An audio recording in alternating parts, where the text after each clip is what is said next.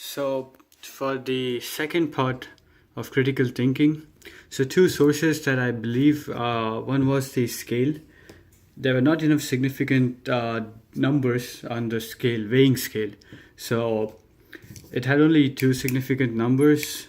So, I think that had introduced a significant amount of truncation error, and it had impacted the results significantly because 1 gram was could be like 1.01 or 1.04 or 1.05, and again the weighing of the copper was 0.2, but I believe it was around it was less than 0.2.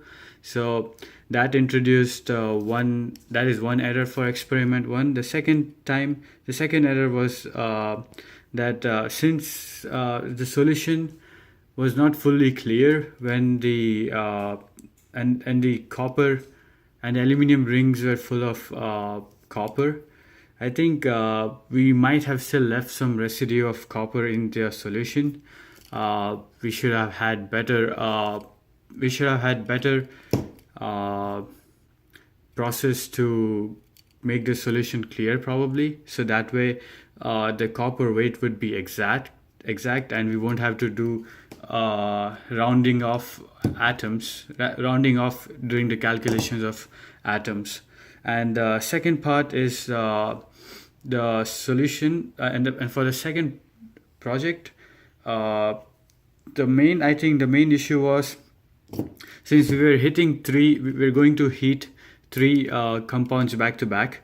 So the amount of time it takes for the aluminum foil to heat up on the first attempt of sucrose would be somewhat higher than the amount of time. What that means is that sucrose might have taken less time to melt if aluminum foil was preheated, and would be at a constant temperature.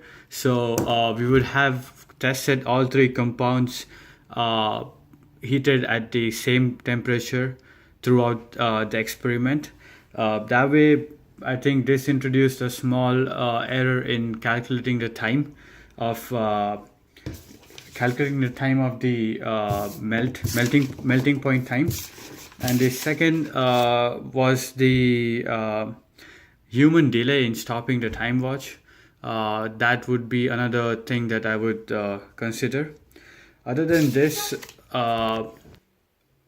so the module learning objectives were pretty clear for me. I learned about molecular and empirical formula, ionic covalent bonds, Lewis-Dot structure, charge balance, and everything. And this activity actually helped me understand all of these concepts better, since I have a hands-on experience on them right now.